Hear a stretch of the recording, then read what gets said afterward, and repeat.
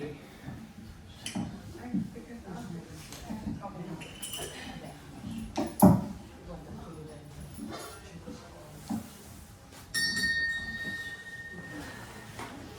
Hare Krishna.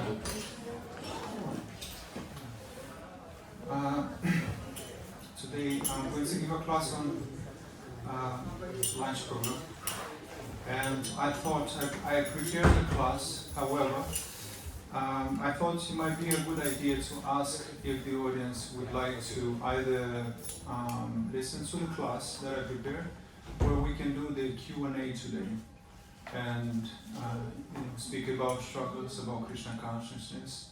So you can choose, either we can do that, or we can speak about Bhagavatam class. So any suggestion? Would you like Bhagavatam class, or we can speak about Krishna consciousness, and we can share stories, struggles, things that we want to know about Krishna consciousness, about Krishna, perhaps about humility, about love, about how to cultivate whatever you want to cultivate. Or we can just listen to the class that I prepared, which is the blind leading the blind, what it means to truly see. It's based on Srimad Bhagavatam. So I'm welcoming any yeah? Class sounds good. Class is better? For me. Yeah, that's Yeah. fine. Yeah? And we'll make sure that we have questions. You put these questions down. Alright. Okay, we can do that. Then we're going to start with Jaya Radha Madhava.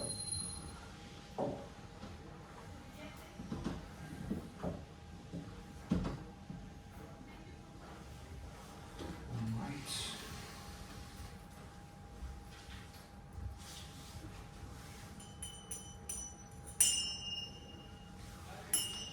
Jaya Radha Madhava Kunja Vihari.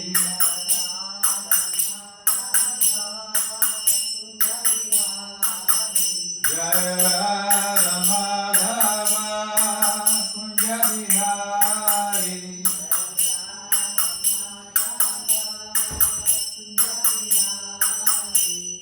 Gopi Jana Vallabha Giridhari.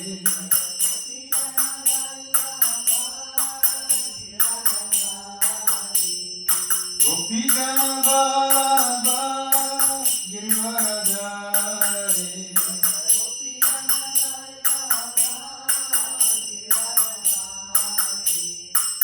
Yashodanandana Braja Janarandana.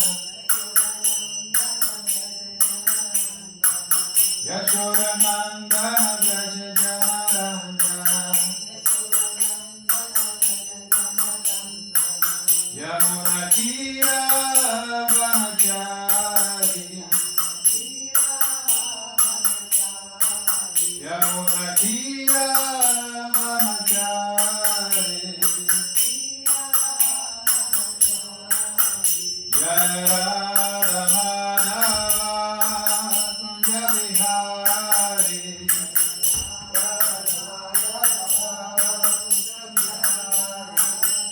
Jaya Radha Madhava Kunja Vihari.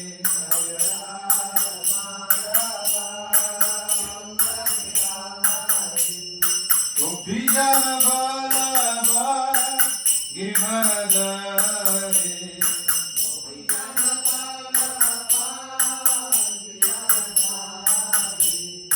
Gopi Jana Vallabha Giridhari.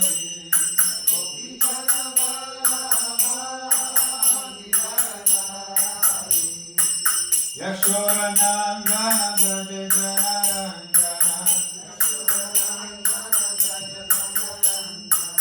Yashodanandana Braja Janarandana.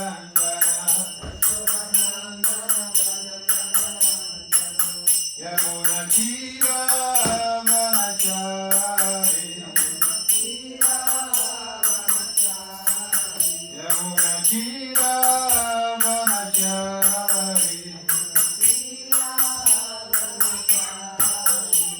Hare Krishna,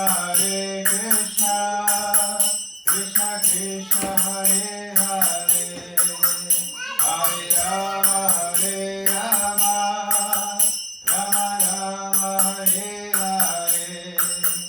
Hare Krishna, Krishna Krishna, Hare Hare, Hare Rama, Rama Rama, Hare Hare. Hare Krishna, Krishna Krishna, Hare Hare, Hare Rama, Rama Rama, Hare Hare. Hare Krishna, Krishna Krishna, Hare Hare, Hare Rama, Rama Rama, Hare Hare.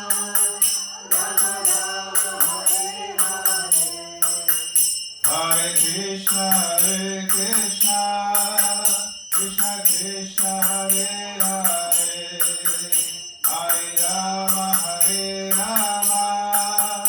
Rama Rama, Hare Hare.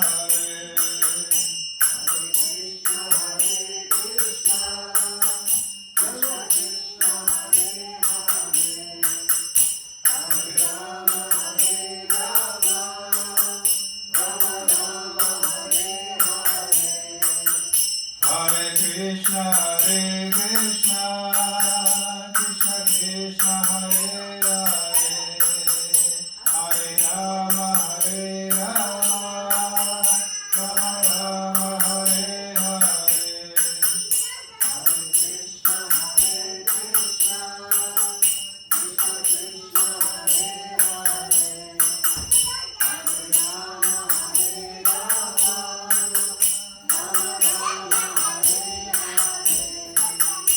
Hare Krishna, Krishna Krishna, Hare Hare, Hare Rama, Rama Rama, Hare Hare. Hare Krishna, Krishna Krishna, Hare Hare, Hare Rama, Rama Rama, Hare Hare. Krishna, Krishna Krishna, Hare Hare, Hare Rama, Rama Rama, Hare Hare. Hare Krishna, Krishna Krishna, Hare Hare, Hare Rama, Rama Rama, Hare Hare. Krishna, Krishna Krishna, Hare Hare, Hare Rama, Rama Rama, Hare Hare.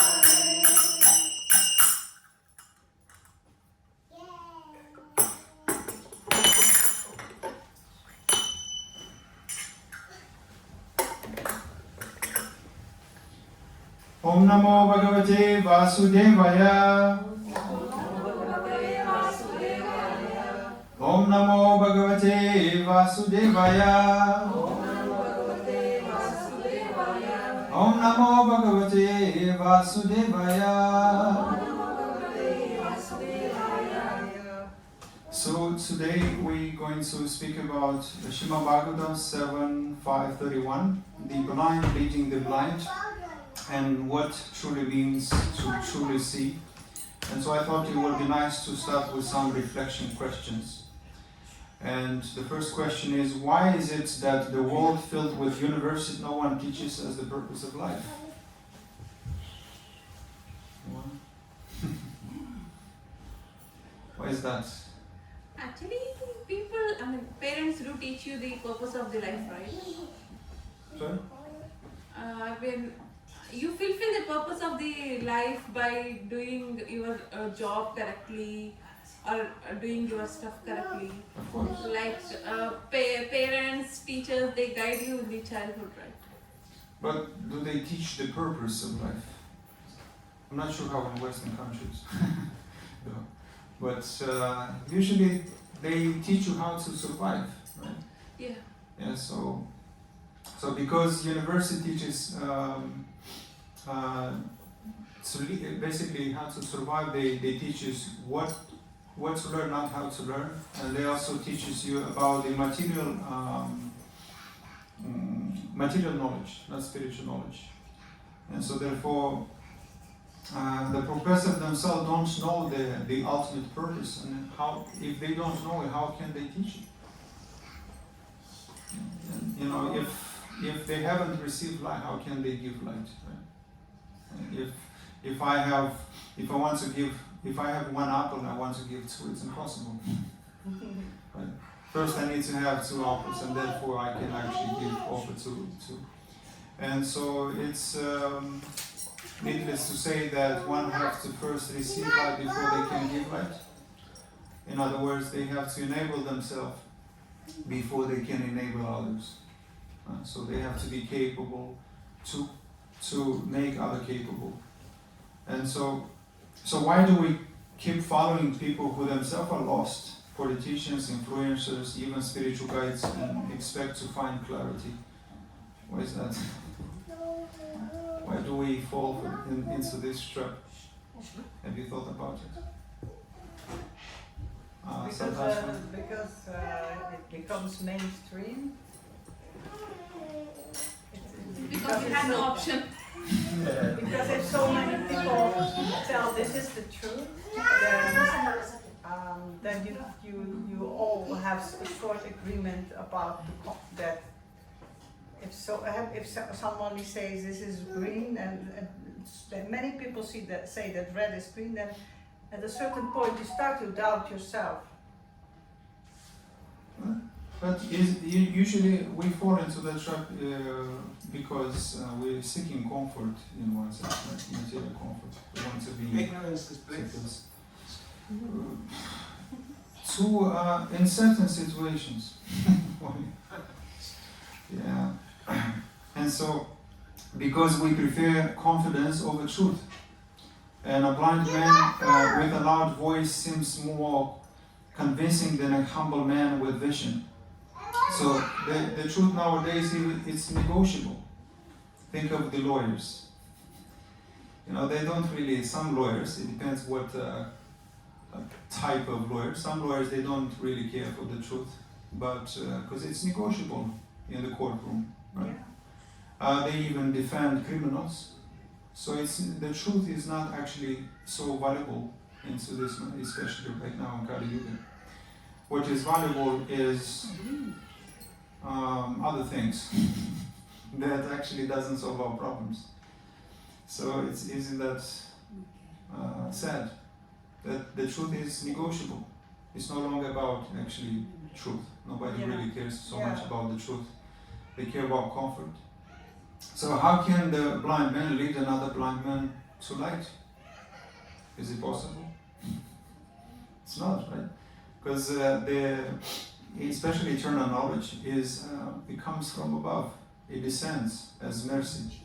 And only can someone who is in this disciplic succession, Guru Parampara, who belongs to this eternal chain of teaching the original knowledge, can actually teach somebody, and therefore we can attain the main goal of life and step outside of this material world. But first we need to qualify ourselves to be able to do that, and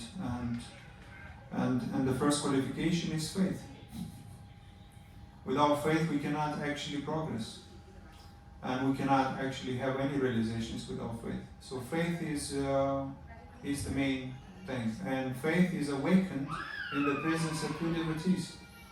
And we're unknowingly, when we do some devotional service, serving a devotee, and therefore once they please, they actually, because they are the distributor of mercy, they can actually bestow that to ourselves. And so only one who has seen the light can show the way. Therefore the real teacher is not one who speaks about God, but the one who lives in God's sight. So can you give, I think I give this example. So death and blind men go. I actually forgot my glasses. I cannot see. Deaf and blind men go to the theater. This is actually a joke.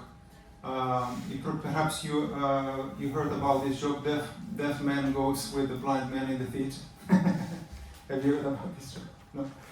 And the deaf person is asking the blind man, why there is no sound? Why it's so You mean quiet? deaf? The Deaf. deaf who doesn't hear. But you wrote deaf. Oh, deaf. Okay. That's another It's joke. Well, it's my spelling is still Okay, improving. yeah, okay, we all. And so the deaf person is asking the blind person, why is it so quiet? There is no sound. And the blind said, it didn't even start. Yeah, totally. Yeah. So, yeah, you can see. So that's pretty much the blind, follow the blind, where it leads the other blind. And so, but Prahlad Maharaj answered this. They do not know the real self-interest, which is Vishnu. So that's where we can begin with Srimad Bhagavatam 7.5.31, where Prahlad pretty much says, person who are strongly entrapped by the consciousness of enjoying material life, who have therefore accepted their leader or guru, a similar blind man attached to external sense objects, cannot understand the goal of life is the return home back to Godhead and engage in the service of Lord Vishnu. A blind man guided by another blind man miss the right path and fall into ditch. Materially attached men led by another materially attached man are bound by the ropes of fruity labor, which are made of very strong cords, and they are continue again and again in material life, suffering the threefold miseries. Yeah, so the blind man can only confuse another. If you follow the blind man, you become blind. Just like Dhritarashtra, especially I think he did Dhritarashtra. His wife Mandari. Gandhari. Well, Yeah. No, the father of Dhritarashtra. I forgot. Duryodhana father Dhritarashtra. Dhritarashtra. Okay, Just so like Gandhari type. so one was by nature was blind, and the one was accepted willingly to be blind and follow a dharma basically. Yeah.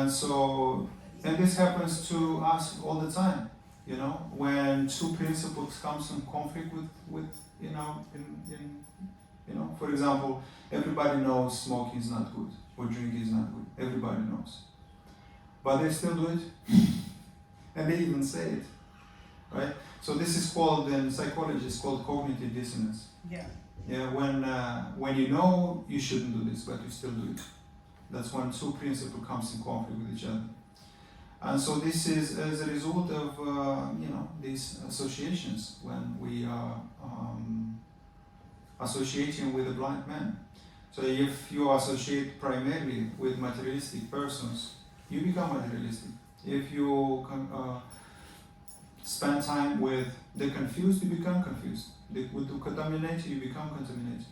But if you spend time associate with pure devotees, you become purified. So that's pretty much the process.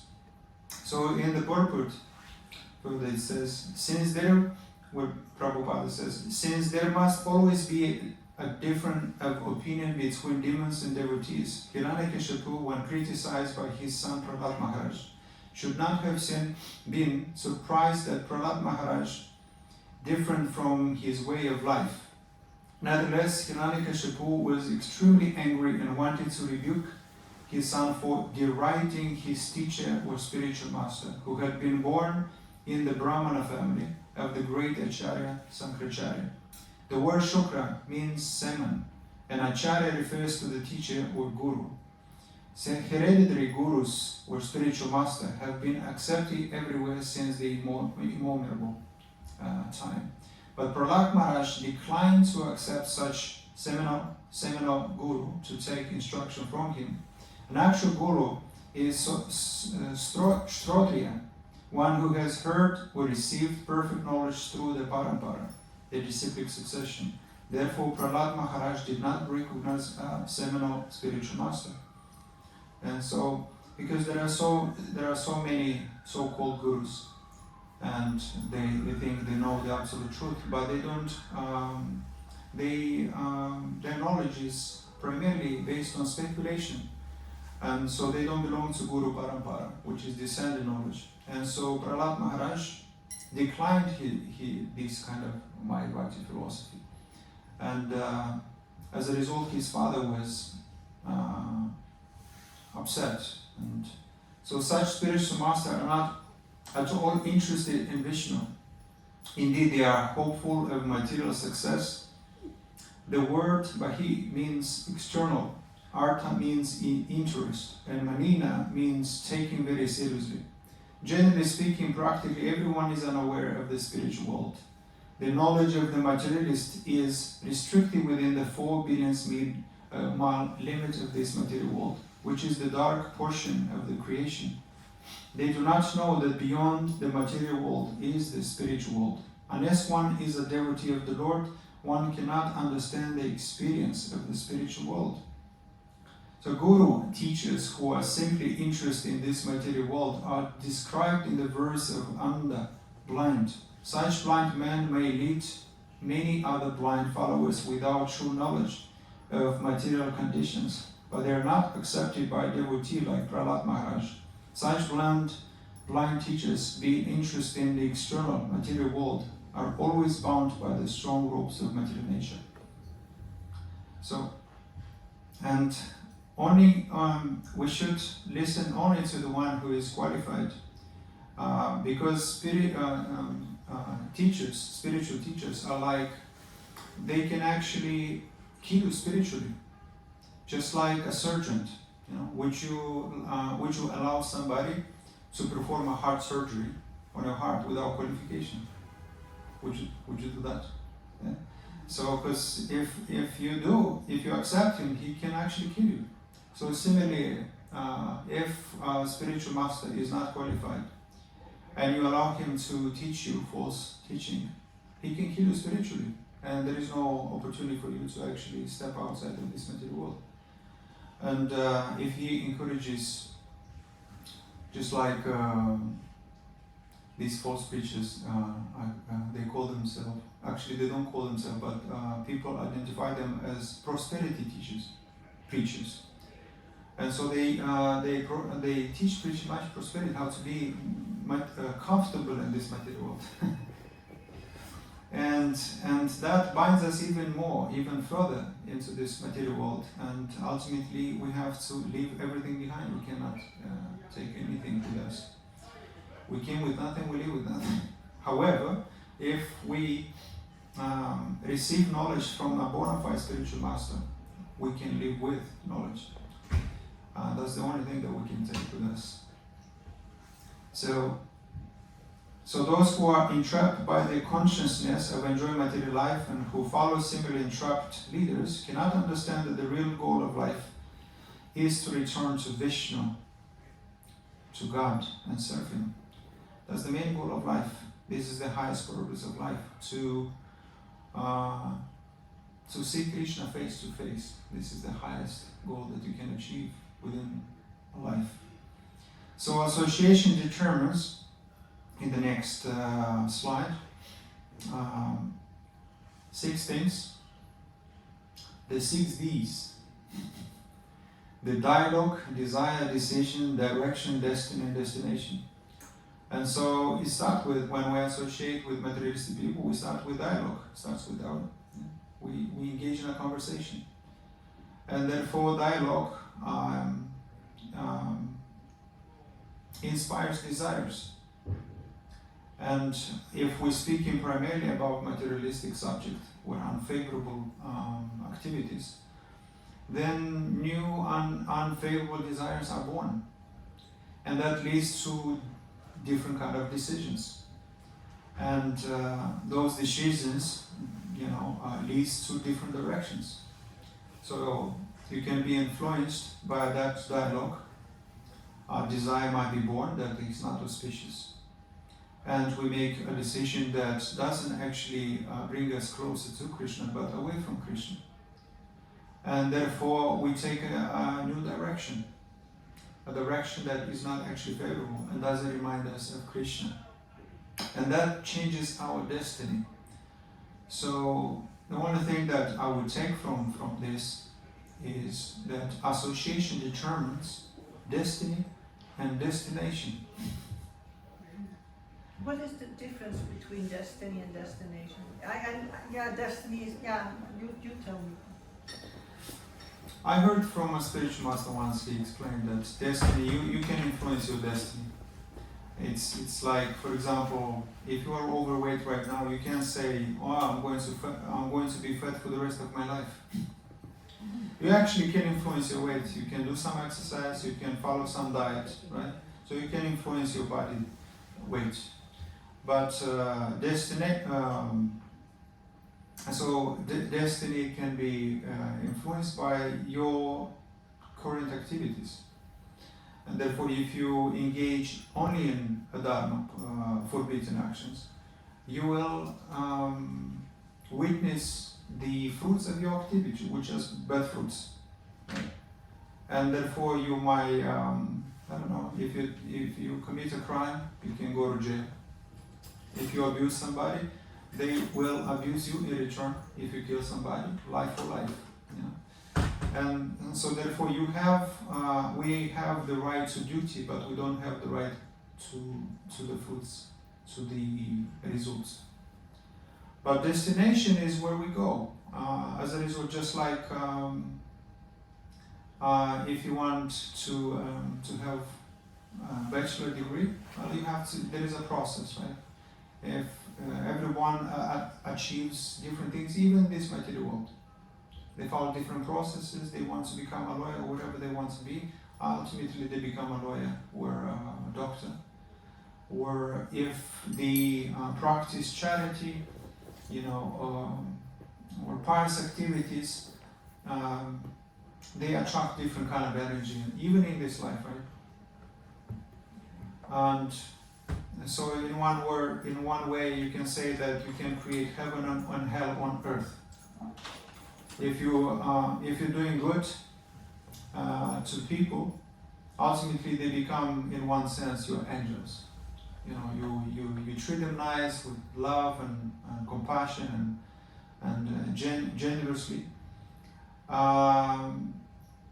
It can influence their life. All of a sudden, they now speak good about you. They want good. They protect you. They are there for you, right? But if you abuse somebody, for example, especially if somebody abuse somebody's child, then their parents become so angry they want to kill that person, or at the very least want to go to jail for life. And now the police is chastising him. So he created, and the more bad he does in this world, the more people want to harm him, and therefore he lives in fears and anxiety. And so in that sense, he created hell on earth for himself. And but if we do good, obviously things turns well for us. And ultimately, if you do focus primarily on good stuff, then you can be promoted through Karma Yoga. You can be promoted to heavenly abodes.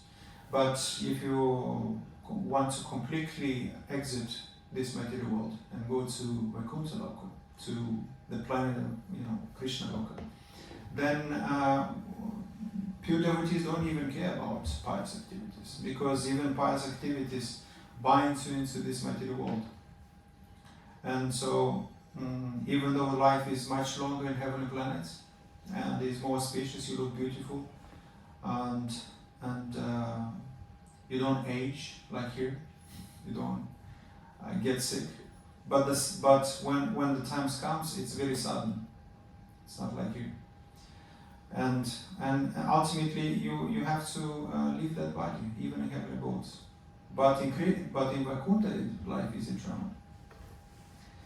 So, association determines these 6 Ds.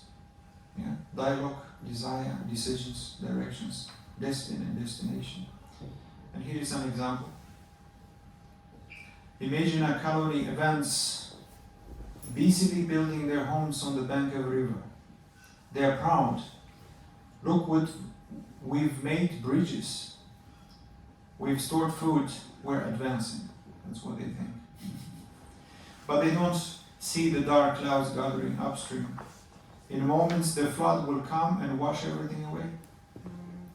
Right? So sometimes we act similar in the same way. We are trying to gather, countries that are more vulnerable, such as islands, Indonesia, right? Often they have these tsunamis and earthquakes, and they might be busy, doing their thing, gathering things and building things, and then one tsunami comes, boom, washed away. Yeah. So what's the point of that? Yeah? And there is actually a reason for those calamities. The reason for that is animal eating meat. Throughout Bhagavatam, you can actually, there are many evidence in Bhagavatam that eating meat, basically violence, attracts those calamities, such as storms, all sorts of things, tsunami and earthquakes. And it's an unfortunate reality. And because if you take life, you have to basically accept at some point in our life, we will give our life. Yeah. And sometimes this happens, sometimes even kids die prematurely. Either they've been poisoned or car accidents. So I think, where does this child sin? He's just a new baby. When did he manage to commit a sinful act? And so Christians are confused about this. They think, well, it's God's plan. But they don't give you actually an answer. But actually, because they have no knowledge about reincarnation,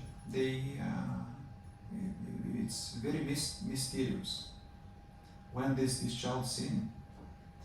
And but actually he might have sinned and he actually committed, he has a karma of multiple lives.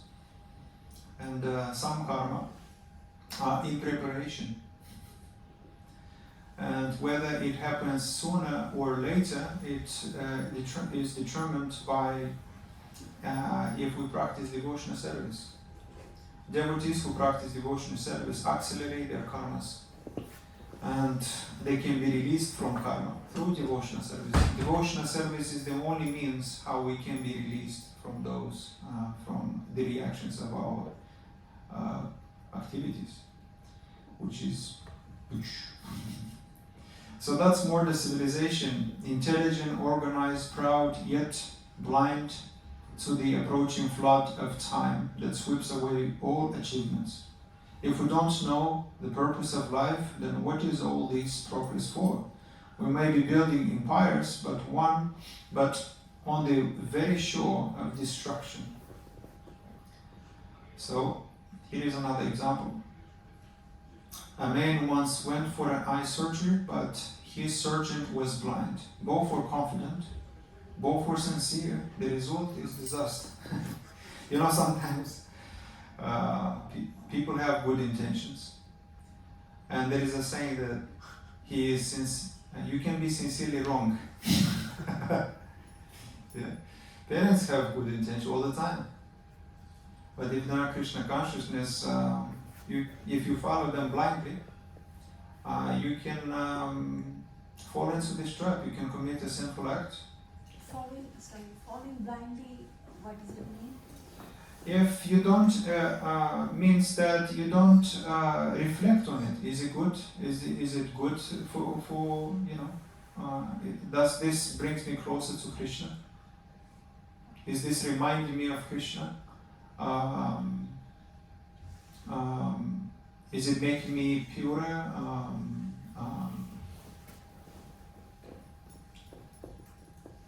More humble? Or is it increasing my pride?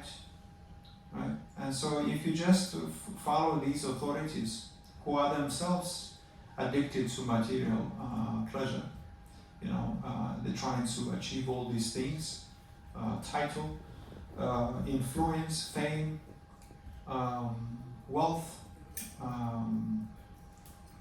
whatever it might be. Therefore, we fall into this trap because all these are temporary things. And if we are eternal, since we are eternal, why do we follow the temporary? Wouldn't that be more logical to find eternal bliss? Right?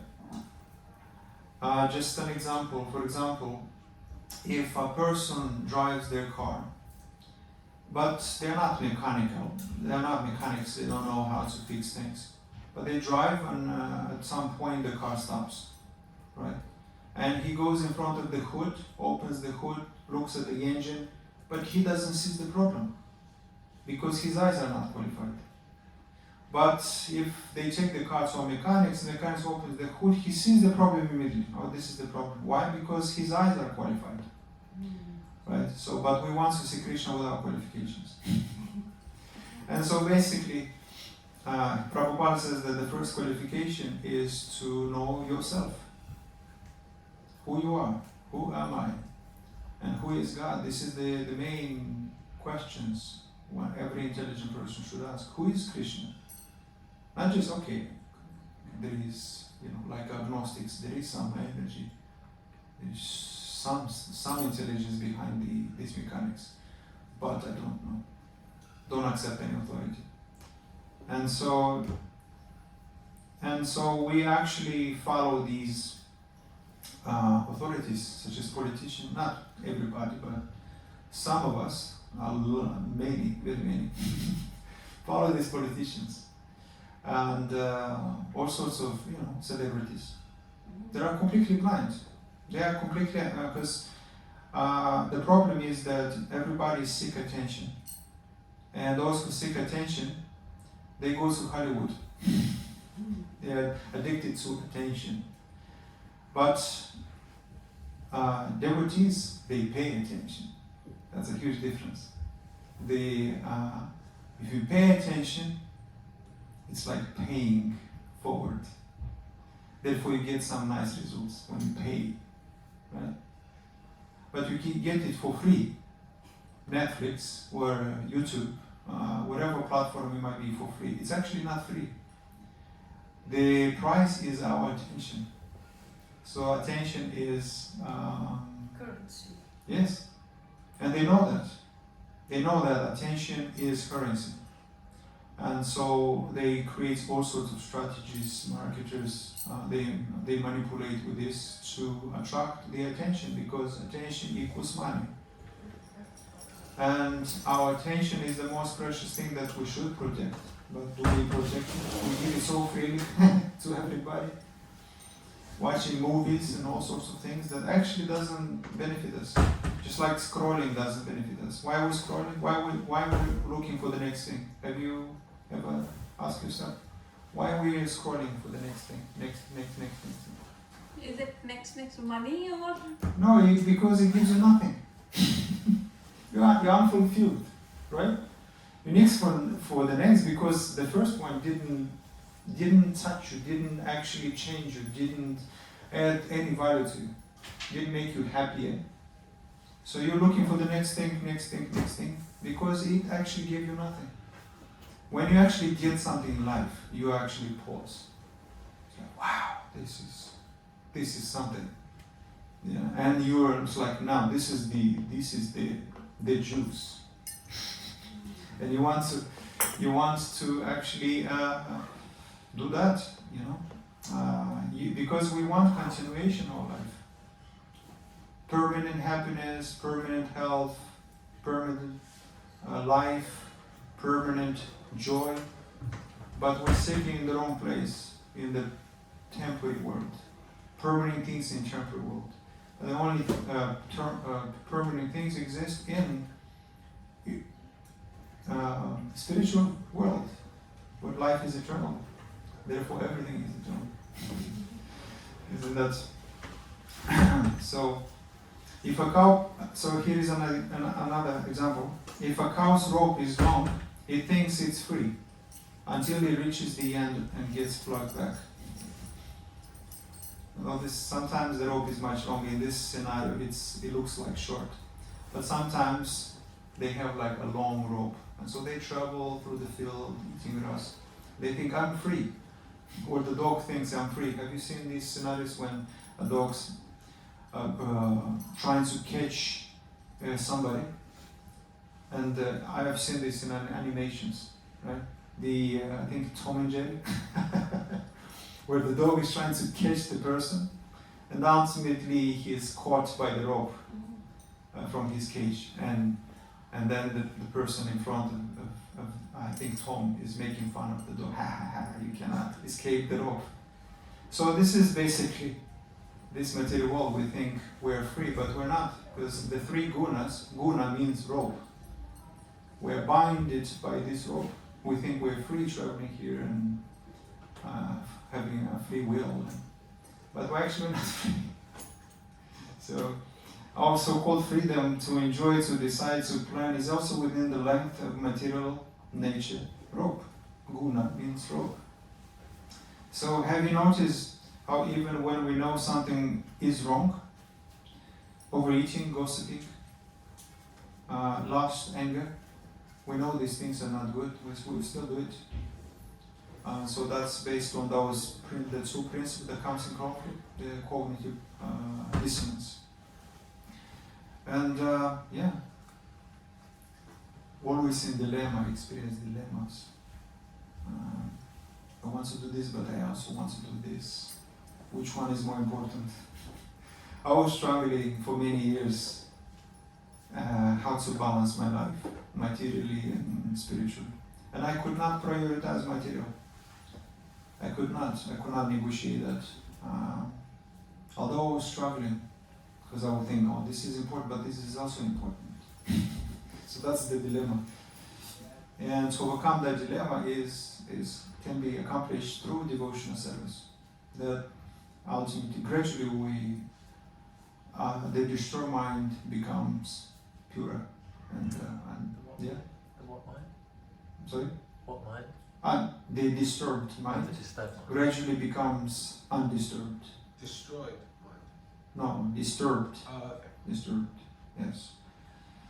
So here is another one. Who is truly intelligent? The thirsty man in desert may chase a mirage, thinking it's water. The more he runs, the drier he becomes. So similarly, material happiness promises water, but delivers sand, temporary results.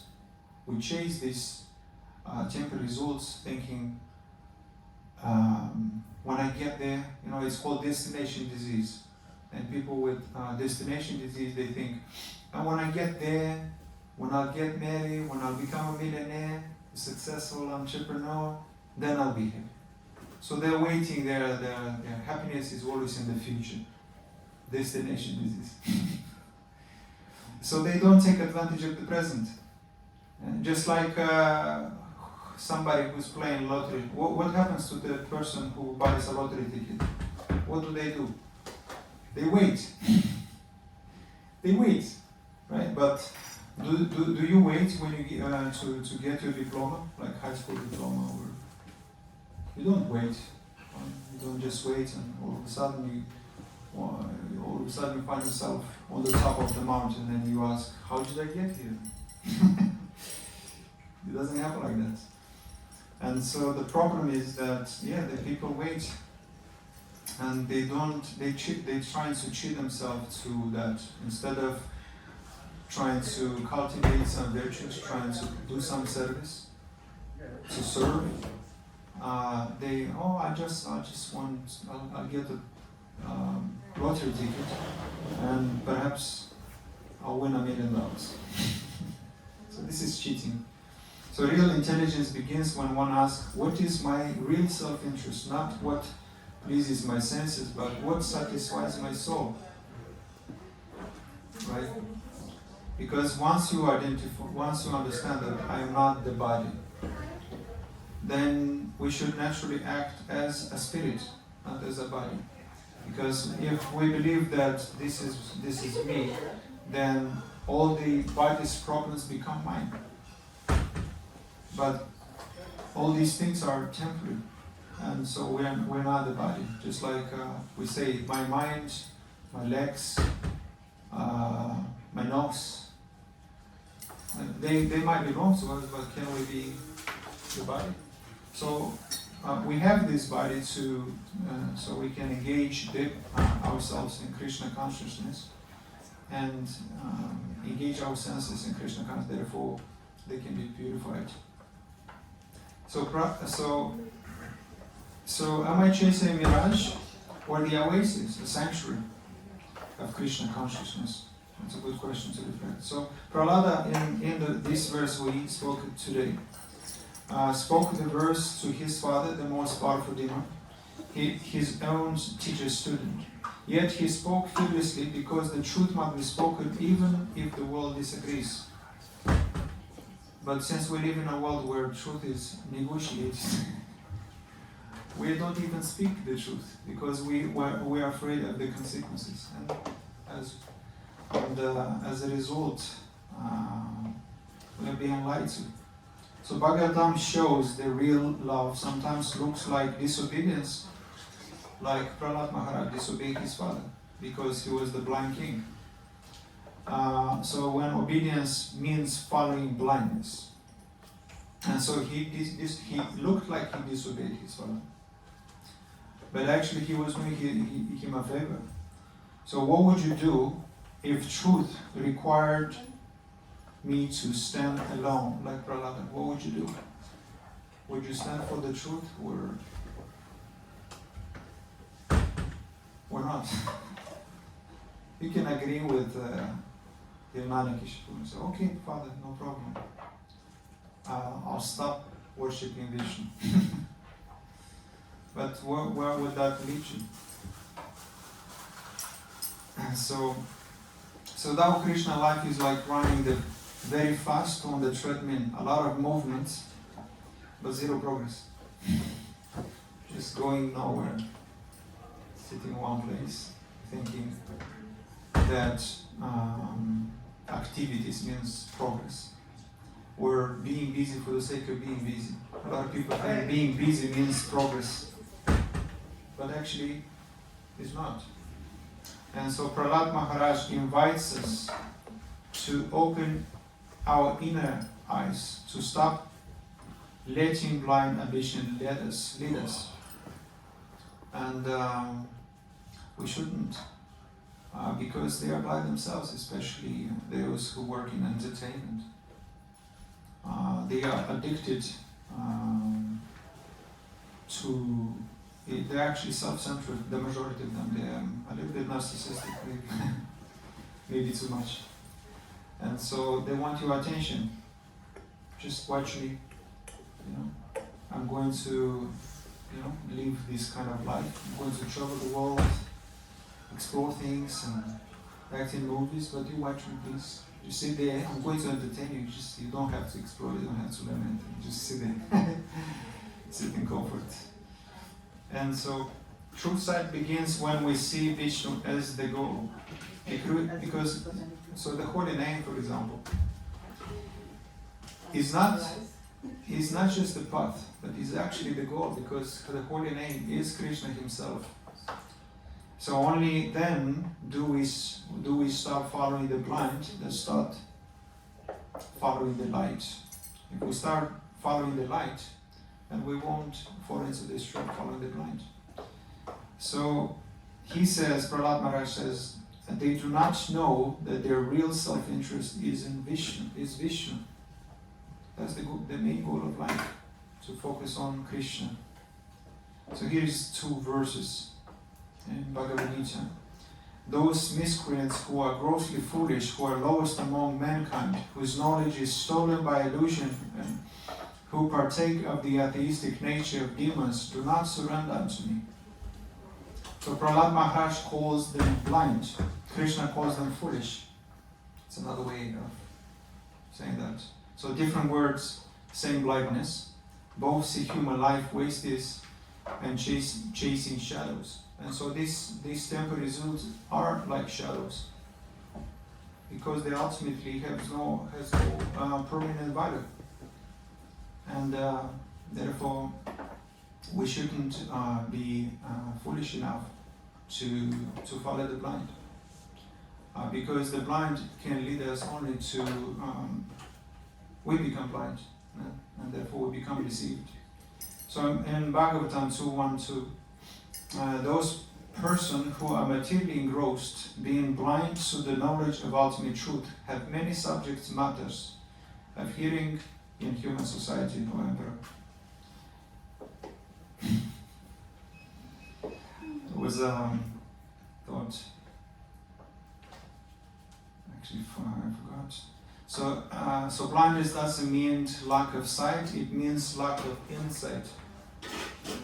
People see everything except themselves, to be blindness. So a proudful person, there is a verse, I forgot which verse in Bhagavad Gita, where it says that about the virtues, demonic qualities, and the first quality among those demonic qualities is pride. And the question why pride is among the first, why is first? Because a proud person don't even submit to anything, even to demigods. What to speak of Krishna? They don't follow anybody. And among the good quality is humility. And so the same question is valid for them. Why humility is among the first? Because it starts with humility and ends with humility. Without humility, we're not willing to listen. We're not listening to learn, to stretch. And that's real blindness. And so,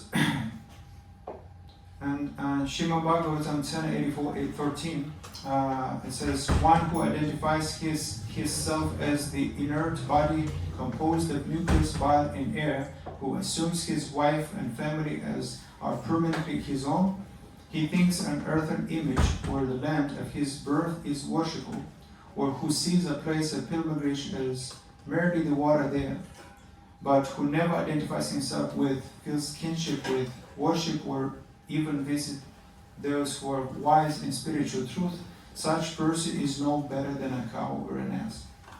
This is a little bit harsh, right?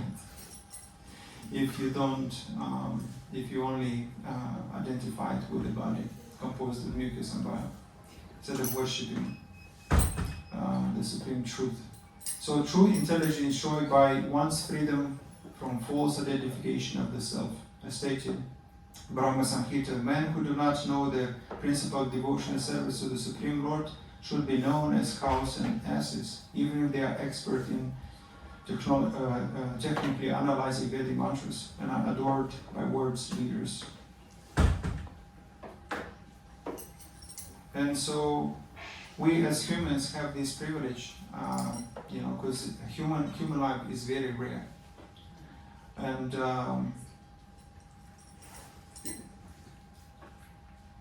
if we don't take this opportunity to surrender, we have Krishna consciousness, we have Prabhupada's books, we have the human form, we have the association of devotees, and in spite of this, we're not really, not so many take advantage of this. But a worm, on the other hand, doesn't have all these privileges. They don't have Krishna consciousness, they don't have the association of devotees. And he might do actually the best he can in his position, right? And if we don't take advantage of our human life, then we're not better than a worm in a store. Because a worm doesn't criticize another worm, right? It's the example of a surrendering, as you just said, surrendering. So what is the example of surrendering through the Krishna consciousness? How to surrender? Yeah, I mean, for example. Yeah. So to engage your senses in Krishna consciousness, which means, for example, your eyes, you can engage in watching favorable things, such as the deities.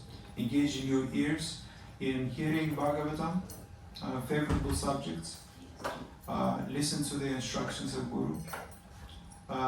Engage your tongue in speaking about Krishna consciousness, which is eternal law. about favorable subjects. Engage your intelligence by teaching, for example. This is how to surrender to Krishna, by engaging all these 5 senses. You can engage your legs coming to the temple, your arms washing the temple, right? You can engage your resources properly or improperly. An example I can give really quick.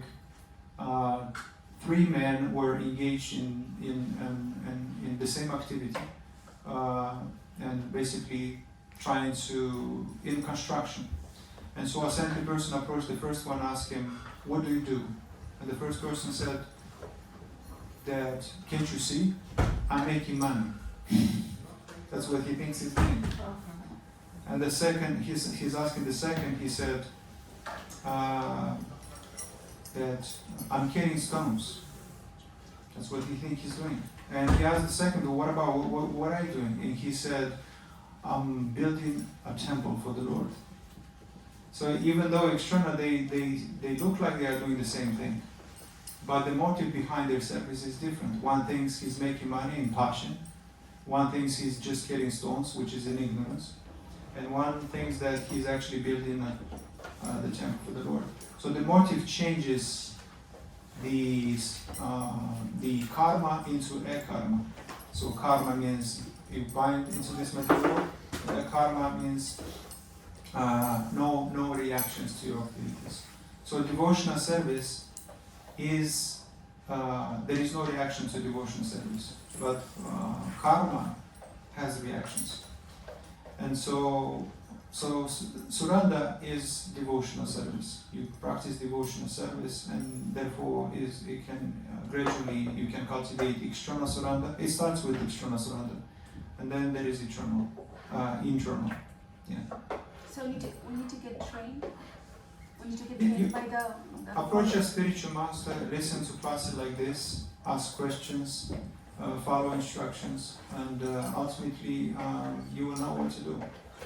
But the main, we have the 9 limbs of devotion, which is, it starts with hearing and chanting, and praying, remembering, worshiping the lotus feet, worship the deities. These are the 9 limbs of devotion. And if you don't have to master everything, gradually you balance. But it starts with chanting, hearing and chanting. So that's the most important thing. And therefore you'll gradually, surrender is gradual. It's not like Then devotion has no reaction, but karma has reaction. yes. But why devotion has no reaction? If I devote, Because they are eternal activities. Karma yoga is for those who want to be promoted to heaven abode. And so if you do good, you receive good things, right? And ultimately, if you focus on pious activities, you can be promoted. And the highest position that you can attain in this material world is the position of Brahma, right? But even Brahma lives 100 years. And once he lives 100 years, then somebody else takes his post. But if you practice devotional service, which is not bounded by material body, by this material world, you can step outside of this material world. Yes. Hare Krishna. Thank you. And with this, I'm going to conclude. Hare Krishna. Thank you very much. Was it finished, the lecture? No, I had more slides, but yeah, I kind of stretched it. I didn't expect to stretch. Hare Krishna. Thank you. And we can sing Mahaprasade Govinde. Mahaprasade Govinde. Mahaprasade Govinde. Nama Brahmani Vaishnave. Svapa Punyavatam Rajan. Vishvashvanaiva Jayate. Sharira Vidya Jal. Judendriya Tahikal. Jivi